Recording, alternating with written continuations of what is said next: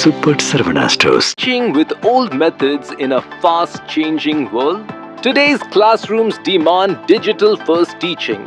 Eduzon's digital pedagogy teacher training empowers educators with modern, technology-driven skills.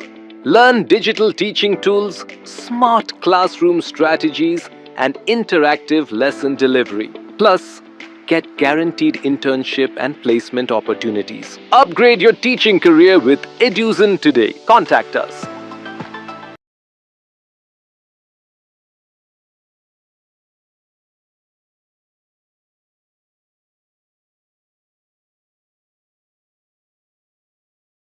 என் நெஞ்சில் குடியிருக்கும்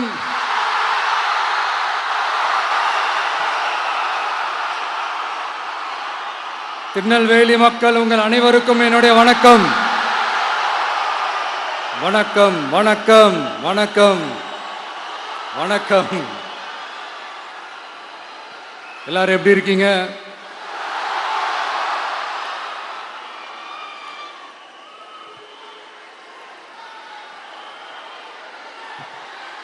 உங்க மகன், உங்க அண்ணன், உங்க தம்பி, உங்க தோழன், உங்க நண்பன், உங்க விஜய் உங்களை தேடி வந்திருக்கிறேன். இந்நேரம் திமுக கையில அந்த முழு பவரும் இருந்திருந்தா, இந்நேரம் ஸ்டாலின் சார் கையில் அந்த முழு பவர் இருந்திருந்தா கண்டிப்பா இந்த நிகழ்ச்சி நடந்திருக்காது. ஏதாவது ஒரு முட்டுக்கட்டையை போட்டு நம்மளை வரவிடாம பண்ணியிருப்பார். ஆனா இப்பதான் அவர் ஒரு அதிகாரம் இல்லாத ஒரு முதல்வரா அப்படியே இருக்காருல்ல, ஒரு கேர்டேக்கர் கவர்மெண்ட்னு சொல்லுவாங்க இந்த பீரியட. ஸோ அப்படி இருக்கிறதுனாலையோ என்னமோ கொஞ்சம் ஈஸியாக வர முடிஞ்சதுன்னு நினைக்கிறேன். அது மாதிரி இந்த திமுக கவர்மெண்ட் நமக்கு எவ்வளவு பிரச்சனைகள், எவ்வளவு நெருக்கடிகள், எவ்வளவு அவதூறுகள், அவங்களையும் தாண்டி இன்னும் சில பேர் இன்னும் நிறைய அவதூறுகள் எல்லாமே பரப்புனாங்க. இந்த திமுக கூட்டணிக்கும் பாஜக கூட்டணிக்கும் ரெண்டு பேருமே வெளியில வேணா தனித்தனியா இருப்பாங்க, ஆனா உள்ளுக்குள்ள இவங்க ரெண்டு பேருமே ஒண்ணுதான். இவங்க ரெண்டு பேருக்குமே ஒரே நோக்கம்தான். அது என்ன நோக்கம் தெரியுமா? உங்களுக்காக நல்லது செய்ய, உங்களுக்காக உழைக்க, உங்களோட கூடவே நிக்க இந்த விஜய் வந்துடக்கூடாது. அதுதான் அவங்களுடைய அந்த நோக்கமே. ஏன்னா இந்த விஜய் வந்ததிலிருந்து அவங்க நிறைய இந்த ஊழல்லாம் செஞ்சுக்கிட்டு இருந்தாங்கல்ல, ஒரு லிஸ்ட் போட்டு சொன்னல, அதெல்லாம் அவங்களால செய்ய முடியாம போச்சு. எல்லாத்துலயும் மண்ணு விழுந்துருச்சு. அதனால சம கோபத்தில் இருக்கிறாங்க என் மேல. அதே மாதிரி அடுத்து ஆட்சிக்கு வர முடியாத ஒரு சூழ்நிலைய மக்களே நீங்களே ஆல்ரெடி உருவாக்கிட்டீங்க. இந்த கூட்டணி கணக்கு, அந்த கணக்கு, இந்த கணக்கு எதுவுமே எடுபடல. இந்த அரித்மேட்டிக் கணக்கு, மேத்தமேட்டிக்ஸ் கணக்கு எல்லாமே மண்ணுக்குள்ள புதைச்சிட்டீங்க. அப்புறம் இந்த கொள்ளையடிச்சு வச்சிருக்கிற இந்த பணத்தை எல்லாம் வச்சு கல்லாப்பட்டி கூட்டணின்னு ஒன்று சேர்த்து வச்சிருந்தாரு. அது எல்லாமே இப்ப கலகலத்து போய் நிக்குது. டாப் தனியா, பாட்டம் தனியா, ரீப்பர் தனியா, ஜாயிண்ட் தனியா, அப்படி நிக்குது தனித்தனியா. எல்லாமே அப்படியே ஒட்ட வச்சுக்கிட்டு இருக்கிறாரு. கூட்டணி கட்சிக்காரங்களே ஒருத்தருக்கு ஒருத்தர் ஓட்டு போட்டுக்க மாட்டாங்க போல் இருக்கு. அப்படி இருக்கு நிலைமை இந்த திமுக கூட்டணியில. சரி, இவங்களுக்கு தான் இந்த நிலைமைன்னு பார்த்தா இந்த பாஜக தலைமையில் மற்றும் பலர் அவங்க நிலைமை இன்னும் மோசமா இருக்குது. அதனால மக்களே, இந்த திமுகவோட நேரடி கூட்டணிக்கும் மறைமுக கூட்டணிக்கும் நம்ம மேல காண்டு.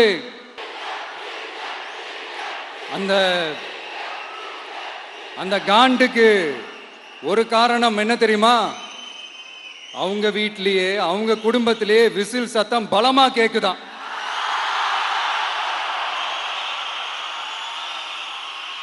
அடுத்த காண்டு அது இந்த சில பல கோடிகளை கொடுத்து நம்ம தமிழ்நாட்டு காங்கிரஸை பையில போட்டுக்கிட்டாங்க. யாரு? ஸ்டாலின் சார். ஆனா உண்மையான காங்கிரஸ் யாரு பக்கம் நிக்குது?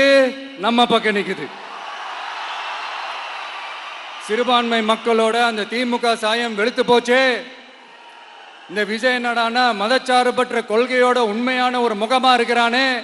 இந்த சிறுபான்மை மக்கள் வேற இந்த விஜய் பக்கம் தானே நிக்கிறாங்க அப்படின்ட்டு இந்த திமுகவுக்கும் பாஜகவுக்கும் என் மேல காண்டோ காண்டு. அதுக்காக நாம் என்ன செய்ய முடியும்? இந்த 33 வருஷமா ஒவ்வொரு வீட்டுக்குள்ளேயும் ஒவ்வொரு மனசுக்குள்ளேயும் போறதுக்கு நாம் பட்ட பாடு எனக்கு தானே தெரியும். அதனாலதான் நான் முன்னாடியே சொன்ன மாதிரி கட்சி ஆரம்பிச்சுட்டு ஒவ்வொரு வீட்டுக்குள்ளேயும் நான் போல, ஒவ்வொரு வீட்டுக்குள்ளேயும் போனதுக்கு அப்புறம் தான் கட்சியாவே ஆரம்பிச்சிருக்கிறேன்.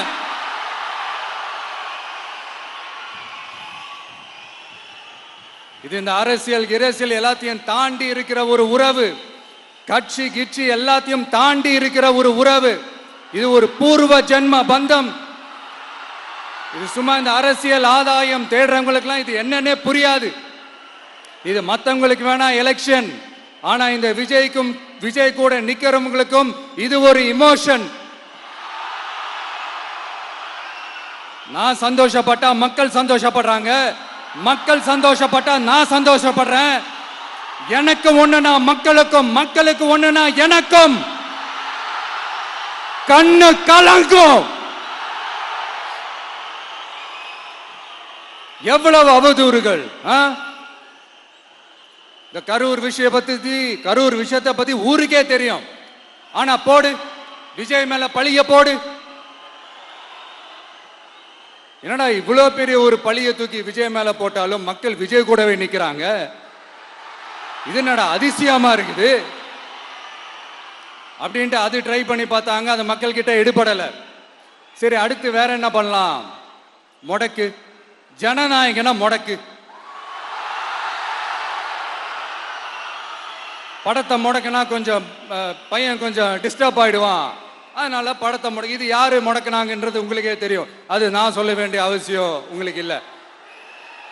ஆனா இவனாடா இவன் படத்தை முடக்கினாலும் அவன் பாட்டுக்கு அதை கண்டுக்காம அவன் பாட்டுக்கு வேலையை பார்த்துட்டு போயிட்டே இருக்கான். அதுவும் எடுபடலை. சரி, அடுத்து வேற என்ன பண்ணலாம்? போடு, SOPன்னு ஒண்ணு போடு.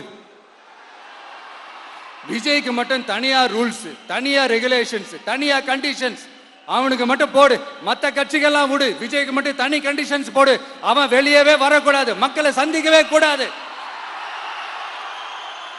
என்னாச்சு? அதுவும் எடுபடல. சரி, அடுத்து வேற என்ன பண்ணலாம்? நம்மளை சுத்தி இருக்கிறவங்களை வச்சு, அதாவது இத்தனை வருஷமா வெயிட் பண்ணி இப்போ எலெக்ஷனுக்கு 30 நாளைக்கு முன்னாடி கரெக்டா அந்த டைம் பார்த்து ஒரு அவதூறு பரப்ப வேண்டியது. அது என்னன்னு உங்களுக்கே தெரியும். அதுவும் மக்கள் கிட்ட எடுபடல. அது மாதிரி எத்தனை சோதனைகள், எத்தனை வேதனைகள் நீங்க கொடுத்தாலும் இந்த திமுக நாளையோ இல்ல இந்த பாஜக நாளையோ இல்ல இந்த மற்ற பலர் நாளையோ இல்ல எந்த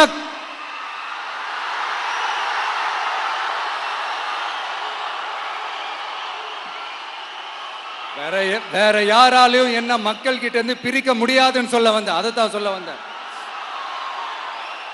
ஒவ்வொரு வீட்டில் இருக்கிற ஒவ்வொரு விஜயும் இருக்கிற வரைக்கும் என்ன மக்கள் கிட்ட இருந்து பிரிக்கவே முடியாது.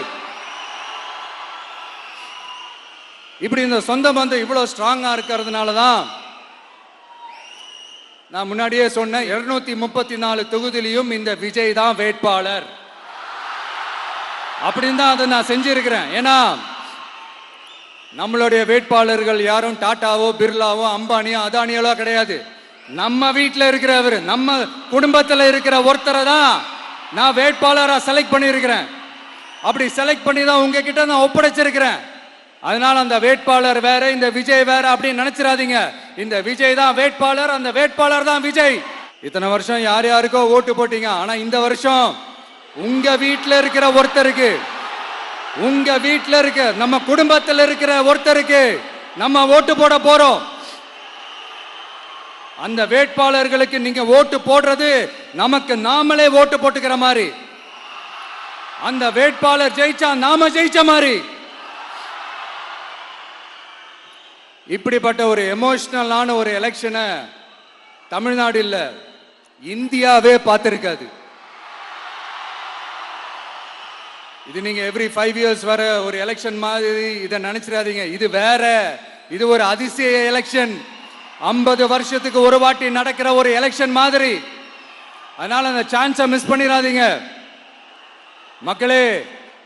ஒரு காமராஜர் தானா, ஒரு அண்ணா தானா, ஒரு எம்ஜிஆர் தானா நம்ம தமிழ்நாட்டுக்கு? அவங்கள மாதிரி வேற யாருமே வந்துட மாட்டாங்களா அப்படின்னு நீங்க ஏங்கினது எனக்கு தெரியும்.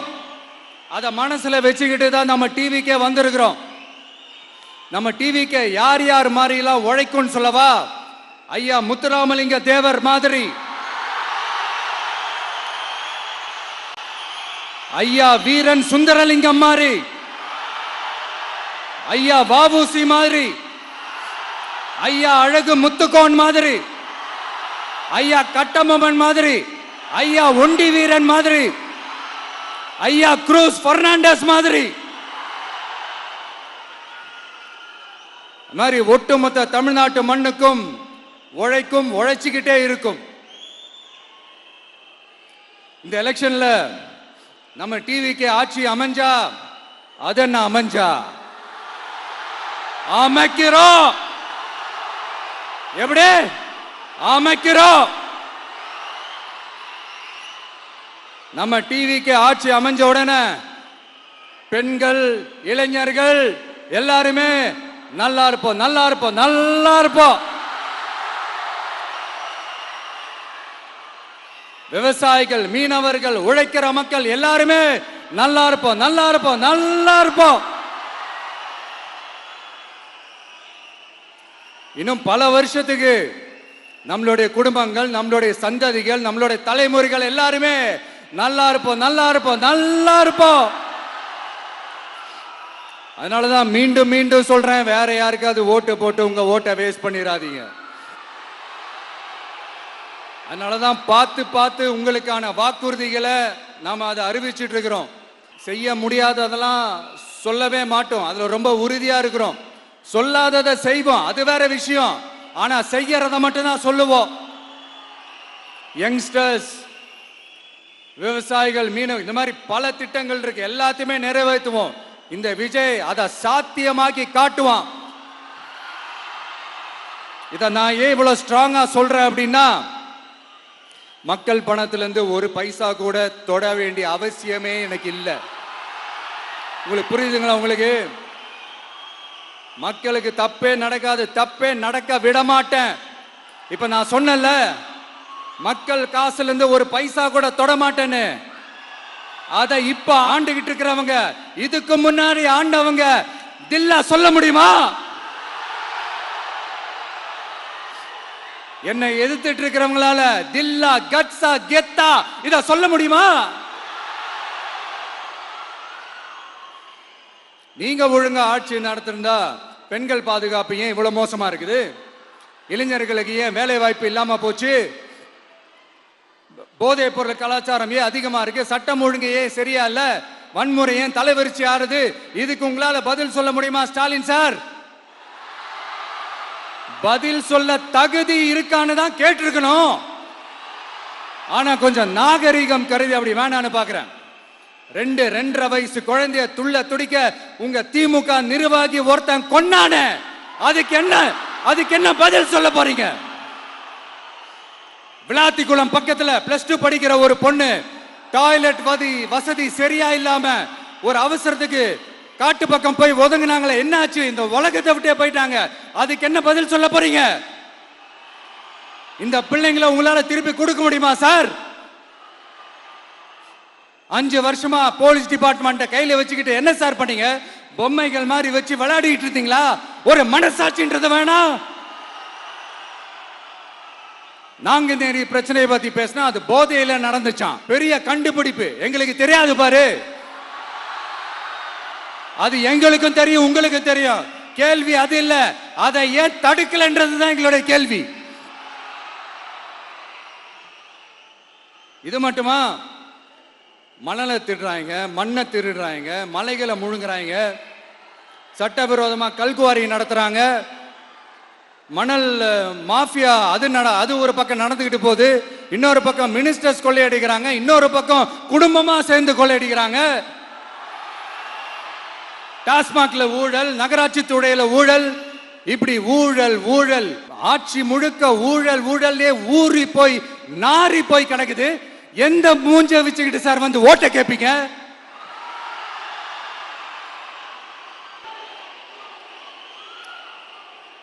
இந்த எலெக்ஷன் சும்மா உங்க பணத்தை எல்லாம் வச்சுக்கிட்டு ஒன்னும் கிழிக்க முடியாது. உங்க பணத்தை எல்லாம் வச்சு மக்கள் எல்லாம் விலைக்கு வாங்கவே முடியாது. இது ஒரு மாற்றத்திற்கான ஒரு எலெக்ஷன். ஒட்டுமொத்த தமிழ்நாட்டு மக்களும் அந்த மாற்றத்தை கொண்டு வர போற அந்த எலெக்ஷன். இது உங்களாலேயோ இல்ல அந்த மற்றும் பலர்னாலேயோ ஒன்னும் தடுக்க முடியாது. அதனால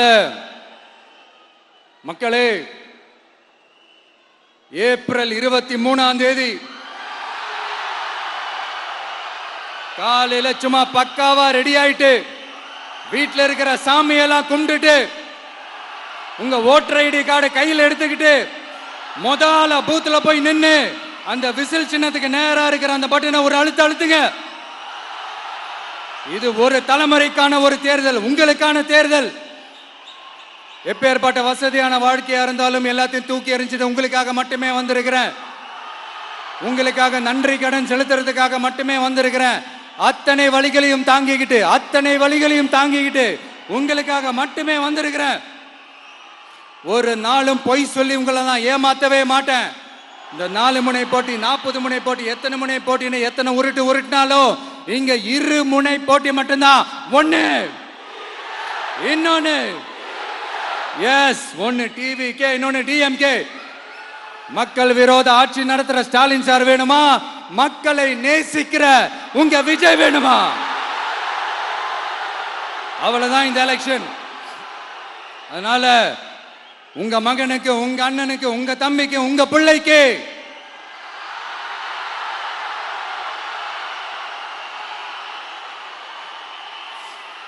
ஒரே ஒரு வாய்ப்பு கொடுங்க.